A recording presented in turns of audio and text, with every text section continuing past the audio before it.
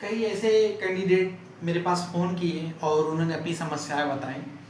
उन समस्याओं में एक समस्या बहुत बड़े पैमाने पे आ रही है कि सर हमने जो है फॉर्म भरते समय गलती से जो है उसमें हमने यस कर दिया एक्सपीरियंस वाले कॉलम में, और मेरे पास कोई भी एक्सपीरियंस सर्टिफिकेट नहीं है। मैं प्रेजेंट में मैं पढ़ाता या पढ़ाती तो हूँ, लेकिन मेरे पास किसी भी रेसिडेंशियल स्कूल का जो है एक्सपीरियंस सर्टिफिकेट नहीं है। तो सर क्या मैं इसको एफिडेविट वहां पर दे दूं कि मैंने गलती से यस कर दिया था, तो इससे मेरा मैटर सॉल्व हो जाएगा, और क्या मैं वहां पे कुछ बोलूं ही नहीं? तो देखिए, दोनों ही केस में आप फंसेंगे। क्यों फंसेंगे इसका भी पहले आप कारण जान लीजिए।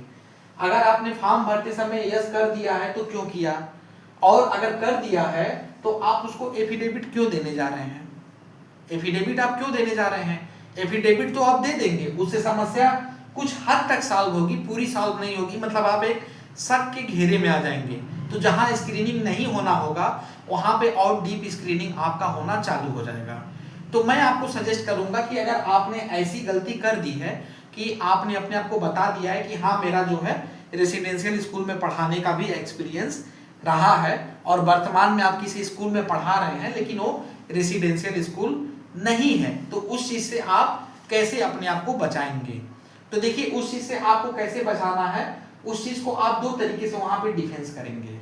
आपको यहाँ पे यही बात बोलनी है कि यस सर, मैं रेसिडेंशियल स्कूल में ही मैं पढ़ाता हूँ, और वहां पे क्या है कि अभी के डेट में जब मैंने वहां पे यस किया था तो मैं पढ़ा रहा था, लेकिन वहां का नियम ये है कि जब तक आपका 1 साल पूरा नहीं हो जाता है तब तक आपको सर्टिफिकेट नहीं देंगे। तो मेरा सर अभी 1 साल पूरा नहीं हुआ है, एक आप ये बोल के सेफ साइड से आप वहां पर निकल जाएंगे। ठीक है, कि अभी मेरा 1 साल पूरा नहीं हुआ है और अभी मुझे इसलिए वो सर्टिफिकेट नहीं दे रहे हैं, प्रिंसिपल सर ने ऐसा बोला है, बोल के आप निकल जाओगे। दूसरा ये है कि जैसे मान लीजिए कि आप लंबे समय से पढ़ा रहे हैं या क्या पढ़ा रहे हैं, वो तो मैटर करता नहीं है, लेकिन यहाँ पे अगर जो ऐसे कैंडिडेट हैं कि जिनका डिग्री पुराना है और वो एक लंबे समय से टीच करते आ रहे हैं, तो उनके लिए तो सवाल खड़ा होगा, तो वो क्या करेंगे? तो उनके पास दो ऑप्शन है।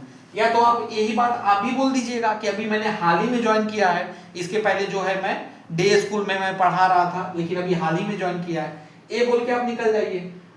लेकिन अगर आप ये बोलेंगे तो यहाँ पर भी एक सवाल खड़ा होगा। देखिए, अब मैं बता रहा हूँ कि वहां पे क्या क्या चीजें आ सकती हैं। एक सवाल खड़ा होगा कि आप किस स्कूल में पढ़ा रहे थे, चलिए ये बताइए। तो मान लीजिए कि आप कोई स्कूल का नाम भी बता देंगे। हो सकता है कि कोई आपसे पूछ सकता है कि रेसिडेंशियल स्कूल के बारे में कुछ बताइए जहां आप पढ़ा रही थी, कैसे क्या दिनचर्या थी, कैसे क्या होता था।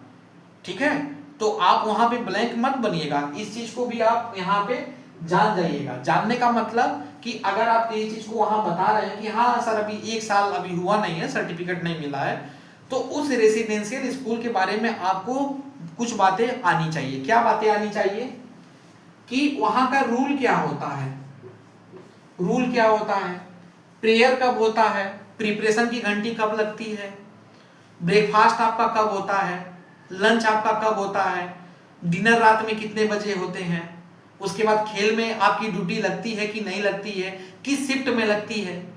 जैसे ये कुछ चीजें मैं आपको बता रहा हूं कि सामने वाला बंदा आपसे पूछ के आपको उलझाने का प्रयास करेगा कि आप झूठ बोल रही हैं कि सही बोल रही है। तो इन चीजों को आप कर लीजिएगा। कोई अगर आपका मित्र होगा या कोई फ्रेंड सर्किल होगा जो वहां पे काम करता होगा, उससे आप पूरा का पूरा ये रूल जान जाइएगा कि प्रिपरेशन की घंटी कब लगती है, उसके बाद मॉर्निंग की जो है वो घंटी कब लगती है, कितने बजे बच्चों को उठाना रहता है, डिनर के लिए कैसे जाना होता है, किसकी ड्यूटी किस टेबल पे लगती है, क्या बच्चे भी हमारे साथ करते हैं, डिनर में क्या क्या देते हैं। जैसे एक उसका एक चार्ट बना लीजिएगा जो आपके मन में यहाँ फिट हो जाए। जैसे आपने मूवी देखी थी ना दृश्यम, अजय देवगन क्या करता है कि वहां पे वो कहानी पूरा बताता है, और वही कहानी कि 2 अक्टूबर को गए थे, ऐसे हुआ वैसे हुआ। तो ये कहानी आपको भी यहाँ मन में फिट कर लेनी है कि ये चीज आप अगर नहीं भी पढ़ाए हो तो आपको ये चीज आना चाहिए, कैसे क्या क्या आप हैंडल किए हो वहां पे, और क्या क्या वहां एक्टिविटी होती थी। ठीक है, तो इन चीजों को आप देख लीजिएगा, क्योंकि इंटरव्यू जो होगा ऐसा तो है नहीं कि एक ऐसे कोने में होगा और आपका डॉक्यूमेंट देखेगा एक पान खाते हुए आदमी और कहेगा ठीक है जाओ। एक पूरा पैनल बैठ के देखेगा। तो इस चीज को आप जो है अच्छे से अपने माइंड में सेटअप कर लीजिएगा। कोई भी स्कूल होगा जिस क्षेत्र में होगा उसका रेसिडेंशियल स्कूल का नाम, वहां पे क्या है, रूल क्या है, ये सब चीजें आप यहाँ पे तैयार कर लीजिएगा। ये हो गई पहली बात। अब दूसरी बात में एक्सपीरियंस वाले में एक, जैसे जो नर्सिंग के जो बच्चे हैं, जैसे नर्स के जो बच्चे हैं जिसमें नर्सिंग वाला जो पोस्ट था, उसमें क्या हुआ है कि 2.5 साल का एक्सपीरियंस इनको देना है, कम से कम 2.5 साल 2 साल का एक्सपीरियंस इनके पास होना चाहिए।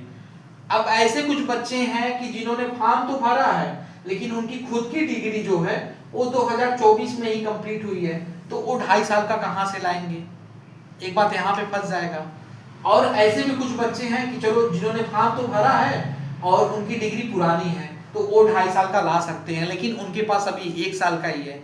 तो उन सारे बच्चों को मैं सजेस्ट करूंगा कि जिनके पास पुरानी डिग्री है और अभी के टाइम में अगर वो नर्सिंग कर रहे हैं या नहीं भी कर रहे हैं तो उनको ये 2.5 साल वाला जो एक्सपीरियंस सर्टिफिकेट है इसको बना लेना चाहिए। इसलिए बना लेना चाहिए क्योंकि इसी के बेस पे आपका सिलेक्शन होना है, और अगर एक डॉक्यूमेंट आपका मिसिंग हो जाएगा तो आप यहाँ पे पकड़े जाओगे।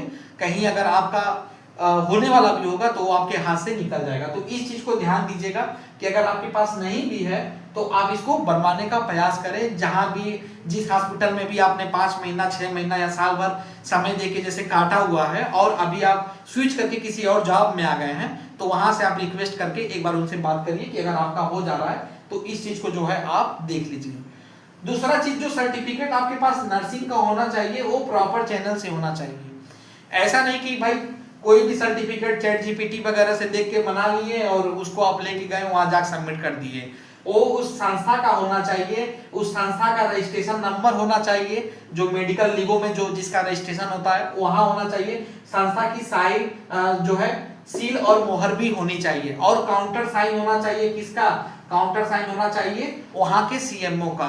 तो इस बात को आप यहाँ पर ध्यान दे लीजिएगा। नहीं समझ में आएगा तो एक बार सर्टिफिकेट मुझे दिखा के आप चेक करा लीजिएगा अपने संतोष के लिए। तो इस चीज को आप यहाँ पे ध्यान दीजिएगा। और जिनका भाई, चलो भाई, जिनका डिग्री ही अभी रिसेंट में पूरा हुआ वो 2.5 साल का कहां से लाएंगे?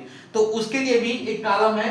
कॉलम ये है कि आप एक सप्लीमेंट्री एफिडेविट बनाएंगे और उसमें सारे पैरा और रूल्स को ऐड करते हुए ये बात आप बोलेंगे रिक्वेस्ट के थ्रू कि सर अभी अभी डिग्री मेरी कंप्लीट हुई है और मैं अभी जो है यहाँ फला हॉस्पिटल में इंटर्नशिप कर रहा हूँ, इसलिए मुझे आगे की जो है कार्रवाई में मुझे सम्मिलित करते हुए मुझे मौका देना चाहिए। ये चीज आपको वहां पे ऐड ऑन करना पड़ेगा। तो इसको भी आप लोग देख लीजिएगा। और कुछ बातें, अब एक खास बातें, जैसे बहुत लोग ऐसे भी हैं कि जिनका जो है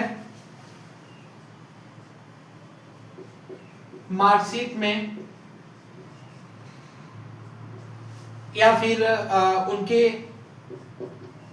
कास्ट सर्टिफिकेट में एरर है।